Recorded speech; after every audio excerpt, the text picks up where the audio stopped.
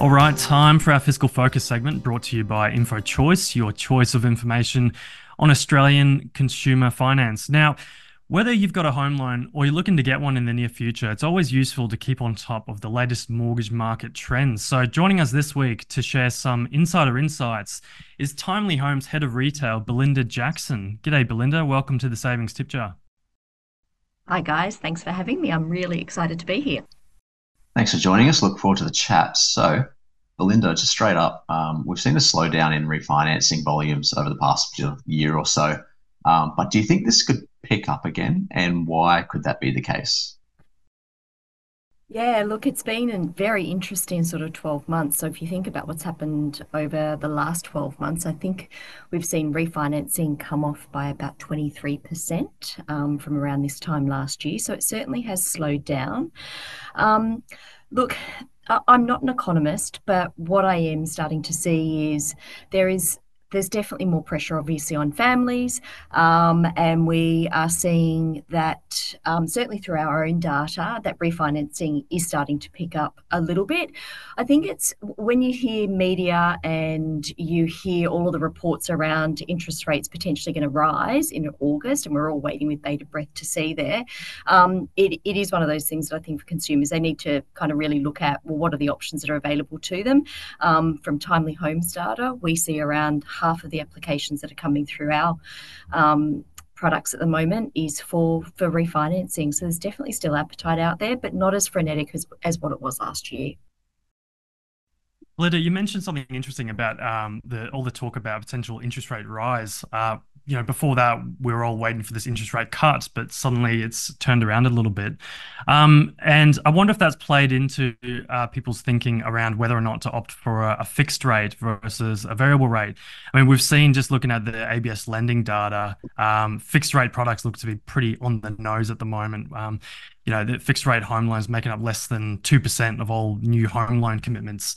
But yeah, just wondering if with that renewed talk of further interest rate rises, whether you guys have observed renewed appetite for fixed rate loans.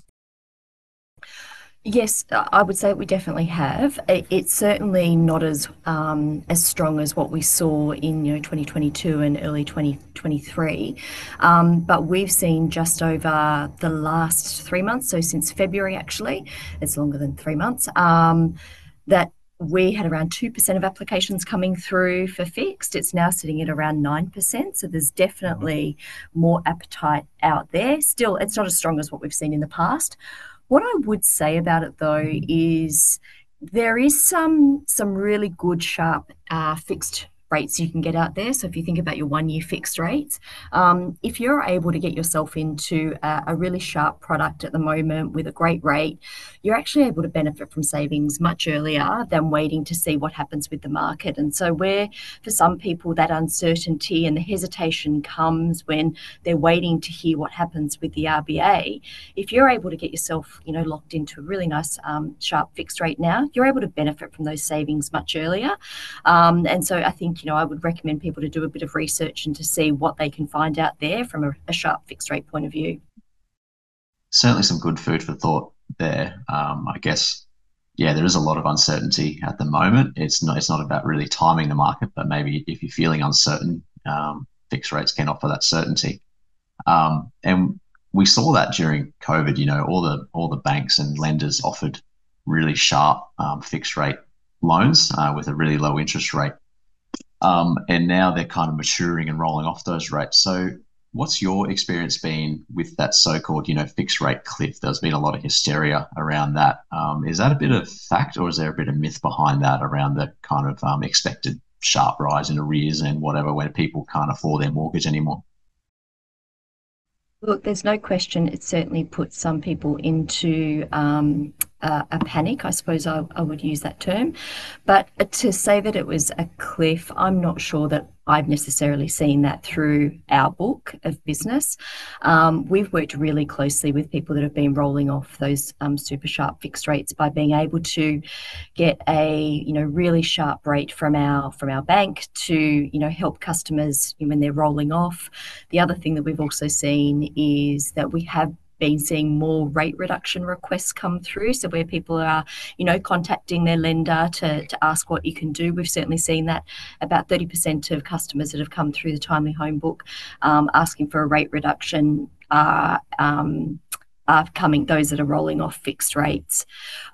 From an arrears point of view, I think we've been really quite not we've been lucky, but our consumers have been, really well prepared for it. Because there was a couple of things that we observed in that we saw customers really buckling down and putting a lot of money into their offsets while they were on those really low rates. And the second thing that we also saw was that there was a lot of prepayment activity. After 13 consecutive interest rate rises, what we've seen is obviously that is starting to trend down a little bit, but it has suggested that consumers have been really well planned and thinking about how do they make sure that they've got themselves in a really good position for when they do roll off these fixed rates.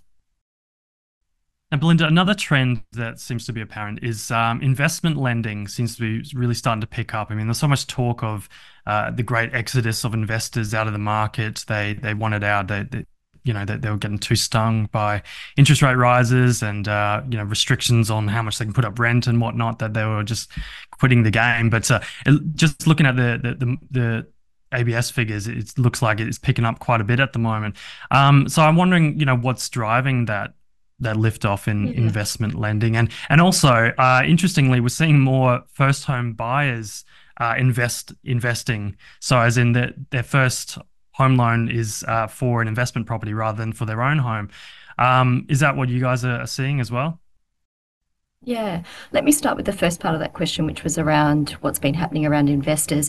There has been a significant shift in new loan commitments coming through. The ABS stats were saying that 36% of new loan commitments that have been written from July 23 into now for investment loans. It's almost double what you're seeing for owner-occupied. And I think the other thing that we're seeing is that the return on investment for people that are able to get into the market is really good. You've got vacancy rates across the market at sub sort of 2%. We've seen rental price growth quite phenomenal, but it has just started to, I think, really peak. So CoreLogic came out with some research last week, and they were suggesting that some of that rental growth is starting to peak, but it's at a really, really high level. So I think there has been some really good opportunities for investors that are quite savvy to get into the market, and we're starting to see some of that behaviour now. The interesting one, which we've been watching really closely, is the rent vesting kind of idea, which is, I think, first home buyers are really being pushed out of the metro areas just by those price gains that we're seeing, and they're being really savvy and really smart in thinking, I want to live in a particular location, I want to have a lovely lifestyle, I can't afford to do that and live in that house that I've bought. So what I will do is make my step into the market by shifting into buying an investment property, renting where I want to live, and actually starting to make my gains in owning a property through being able to buy somewhere potentially in regional areas. I think we've seen a shift of that in two major areas, so South Australia and Western Australia. It's been really interesting to see it. It's probably no surprise that those are the two hottest performing property markets at the moment. Perth and Adelaide enjoyed a relative level of affordability compared to Yes. the East Coast cities, and now that's shot right back up as there's a lot of money pouring into those economies at the moment. So you kind of mentioned it before, Belinda, around Timely getting on the front foot and contacting borrowers who are rolling off fixed rates to offer them maybe a lower rate or to renegotiate some terms. How much do you think this has played into the fact that arrears and hardships are relatively low? And how much do you think that intense mortgage competition has sort of kept a lid on overall pain in Australia? Look, I think there's been a lot of education and advice and support out there from media outlets, from lenders as well. I would say that it has gone a long way to really help people to be able to get themselves into the right position.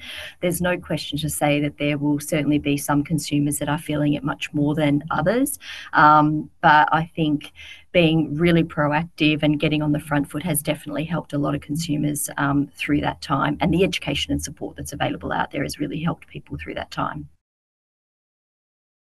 And Belinda, just quickly, cashback offers. Now, we saw quite a lot of those earlier on in the year as a lot of people were rolling off of those fixed rates and looking to refinance. There's a lot of activity. But we've really seen those cashback offers drop off quite a lot recently. There's not a whole lot of people offering them, but there are still some. So what's something, someone should probably consider before signing up for a home loan just because it's offering, $2,000-$3,000 cash back?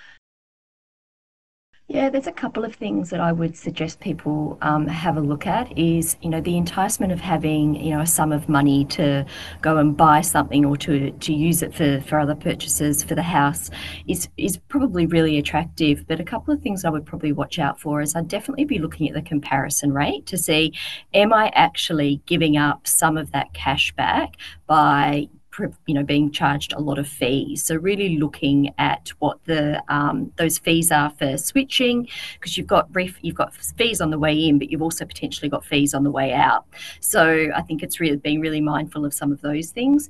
And I think the other thing to think about is, what is the actual interest rate that you're paying? So although you are getting a great kind of bump of the cash as you're going in, what's the actual interest rate over the longer term? Is it going to put you into a better position over the longer term?